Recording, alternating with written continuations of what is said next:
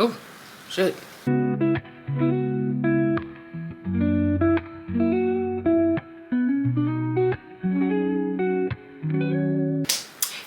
Hey guys, welcome and welcome back to my channel. Welcome to episode, I think episode 6, I don't know. Wait, let's see. Welcome to episode 5, end of week 4 of my fat loss series. Getting into the best shape of my life. Let's just get straight into it. I'm just going to be talking through the last 4 weeks and what's up for the next 4 weeks, or the next the 8 weeks that are left. So I'm so excited. Let's get into it. I have notes, so I'm looking down. It's because I have notes. Okay, week 4, month 1.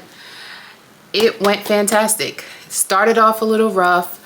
I was getting over the flu, the holidays, just trying to get to baseline, but I really wanted to get this fat loss series started. So I pushed myself and I got started, and the first 2 weeks were really tough in terms of like the results or the energy and the hunger and stuff like that. But the last 2 weeks have really been shaping up and things picked up and the numbers speak for itself. So without further ado, let's start with pounds. Currently today, I weighed in at 166.6 pounds, and that makes it 5.6 pounds lost in month 1, or in 4 weeks.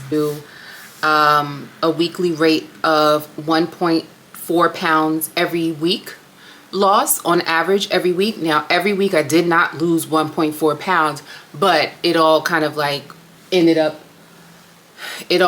kind of being like that just on a weekly average, because the first couple weeks I think the scales kept going up and down. Finally things started coming down the last 2 weeks. I think this week honestly I lost 3 pounds. So waist is the only thing that I'm measuring. Today I measured in at a little less than 29 inches. I'm gonna do 29 inches. I measure where my waist meets my elbow. That's the smallest part of my waist. That comes in at 29 inches, making a total loss for the month 2.5 inches around my waist. Body fat. Okay, so with body fat, currently today I tested or weighed in or whatever. Body fat is at 29.8%, making the total month loss 3.7% body fat lost. And with that, I was doing it every week, but I think I'm going to switch to month, because the numbers just kind of are, every week the numbers are weird, but I can tell from the beginning of the month versus 4 weeks ago or 3 weeks ago, whatever it is, it's a big drop. So it's 3.7%. So I'm going to start doing it every month instead of every week. Okay, let's get into nutrition. Calories, average calories I took in for the past 28 days was 1,291 calories. That's on average. Sometimes I did a little bit more. Most of the time I stayed around the 13 calorie mark. Some days I didn't eat enough, not because I was trying to, but the weekends I'm doing about a bunch of running around. Sometimes I don't even end up eating till like 12, so then I end up having 2 meals. Or when I'm at work, if I'm training somebody, and if I train a whole bunch of people in the morning, I end up not having lunch till like 3 o'clock in the afternoon or something like that. So the days that I didn't eat all my meals, or all my calories, is because I didn't eat all my meals. And because my calories were so low, I thought that I would lose more weight. I thought that it would be more like 2 pounds a week, just because they are so low. And the only thing, and I'll insert the pictures in a few and you'll see the pictures, but the only thing I can assume is that I'm still recomping, which is a surprise because my calories are so low. And you'll see, like I said, you'll see in a few minutes why I think that I'm recomping. But yeah, that's that. Protein on average was 123 grams. Again, I want that to be a little higher. I wanted it, my goal every day was 130. For the last 2 weeks, when I ate all my calories, I was hitting like like close to 150. But in the beginning, like the first 2 weeks and the days that I end up skipping meals because my schedule was kind of crazy, that's why it ended up being 122 grams on average. I do want to work on getting that number up because I don't want to lose any muscle, or I want to maintain as much muscle as I can during this phase. Carbs on average is 100 grams per day, which is great. I want to keep it below 100. I give myself 130, but I find that the weight just kind of like comes off at a more steady pace when my carbs are lower. Fiber, which is a great number, I gave myself 15 grams per day because the calories were so low, but I've been clocking in at 23 grams per day, which is great because that means I'm getting in plenty fruits, plenty vegetables. I'm getting my fiber from those natural sources. Fat is at 46 grams per day. I think I gave myself 50 grams per day of fat. I've been keeping that down. Great. My water intake, I don't drink any, I haven't had any alcohol in this past couple days or past 30 days. My water is 50 plus, at least 50 ounces a day. I drink more because with some of my powdered supplements, tea and coffee, things like that, it probably ends up being maybe like close to 75 ounces of water. So I'm on point with that. My supplements. In the morning, I take a packet of Emergen-C that has the immune support. So it has zinc, selenium, vitamin C, and vitamin D. I take ashwagandha, rhodiola. I take creatine. I take collagen, and I take zinc, and I take a multivitamin. That's in the morning. And then in the evening before bed, I take a cherry tart juice that's concentrated. I dilute it with water, and I have magnesium and one more serving of zinc. I'm just not playing with my immune system. That flu had me so scared, so I just up it on the zinc. And every once in a while, depending on how I feel, if I feel low on energy, I'll take a pre-workout. So that's what I've been doing there. Fitness. Let's talk about fitness. I trained. My training that I committed to was 3 days a week of lifting, 2 lower body days and 1 upper body day. I missed only 1 workout, I believe, for the month. So training has been good. I'm not training for progressive overload. I'm just training to keep the muscle that I have. So I just do what I feel like what I feel like my capacity is to do for that day, because my calories are so low. It's just, I don't want to impair or impede on my recovery. So I'm doing like my regular sets, but the weights are lower. If I feel like I'm sore for 1 or 2 more days, then that's normal for me. I just modify like lessen the intensity because like I said, my calories are just so low. I don't have enough like energy to recover at a rate that is normal. So training is training. I'm just about maintaining. Steps. My goal is on average 15K steps a day.